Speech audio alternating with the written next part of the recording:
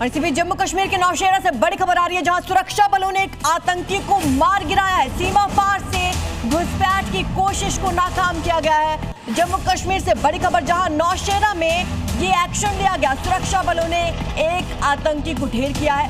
सीमा पार से लगातार घुसपैठ की कोशिशें हो रही थी, एक और ऐसी ही कोशिश को नाकाम किया गया है।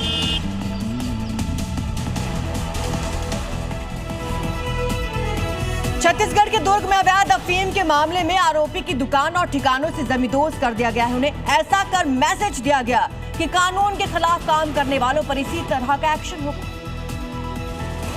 दरअसल दुर्ग के समोदा गांव में अफीम की खेती करने वाले आरोपी विनायक के भाई की अवैध दुकान थी, जो प्रशासन के नजर में आने के साथ ही एक्शन की तैयारी शुरू हो गई। अवैध दुकान पर बुलडोजर पहुंचा और गर्जना शुरू कर दिया। तहसीलदार और पुलिस की मौजूदगी में हुई कार्रवाई से इलाके में हड़कंप मच गया, लेकिन पुलिस ने पहले ही फोर्स तैनात कर रखी थी ताकि कोई गड़बड़ ना हो। दावा है कि अफीम की खेती के मुख्य आरोपी विनायक ताम्रकार समेत 3 लोगों को पहले ही गिरफ्तार किया जा चुका है और आज बुलडोजर एक्शन विनायक ताम्रकार के भाई की अवैध दुकान पर हुआ।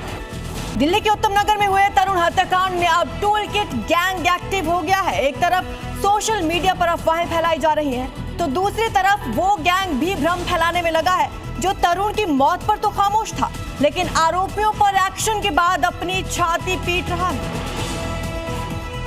होली के दिन महज गुब्बारा फेंकने पर मुस्लिम समुदाय के लोगों ने तरुण को बेरहमी से पीट डाला। उसकी मौत के बाद योगी मॉडल वाली डिमांड हुई। पुलिस ने 17 आरोपियों को गिरफ्तार किया तो बुलडोजर एक्शन भी हो गया।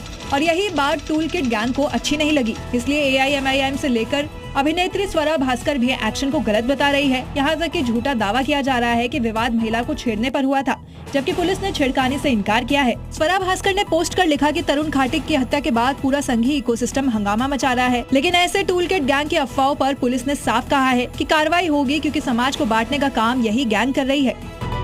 अमेरिकी राष्ट्रपति डोनाल्ड ट्रंप का बड़ा दावा, बोले पिछले कुछ घंटों में माइन बिछाने वाले ईरान के जहाजों को नष्ट किया। ईरान ने भी किया अब तक 10 दुश्मन ड्रोन को मार गिराने का दावा।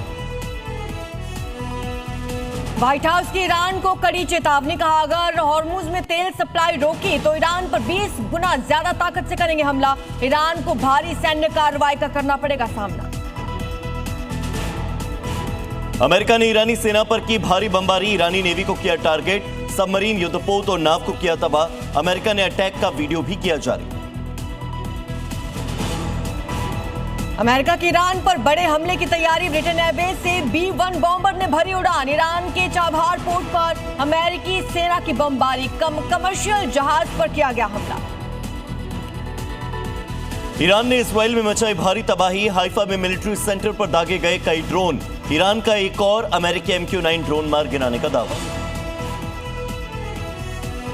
हिजबुल्लाह के ठिकानों पर जारी है इजराइल के हमले। दक्षिणी लेबनान के बाहरी इलाके में हिजबुल्लाह लड़ाकों और इजरायली सैनिकों के बीच हुई भीषण झड़प, दोनों ओर से छोड़े गए रॉकेट। मिडिल ईस्ट में भारी तनाव के बीच भारत के विदेश मंत्री S जयशंकर ने ईरान के विदेश मंत्री सैयद अब्बास अराक्ची से फोन पर की बात। वेस्ट एशिया में चल रहे संकट और एनर्जी सप्लाई पर हुई दोनों विदेश मंत्रियों के बीच चर्चा। मिडिल ईस्ट में बढ़ते तनाव का भारत में हवाई यात्रा पर भी पड़ा असर। एयर इंडिया ने टिकट पर फ्यूल सरचार्ज बढ़ाया, महंगी हुई फ्लाइट। आज केरल और तमिलनाडु के दौरे पर प्रधानमंत्री नरेंद्र मोदी, दोनों राज्यों को PM मोदी करीब 16,000 करोड़ रुपए से ज्यादा की विकास परियोजनाओं की देने वाले हैं सौगात। स्वामी अभिमुक्तेश्वरानंद लखनऊ में करेंगे गौ प्रतिष्ठा धर्म युद्ध का शंखनाद। 26 सख्त शर्तों के साथ प्रशासन ने स्वामी अभिमुक्तेश्वरानंद को कार्यक्रम करने की इजाजत दी।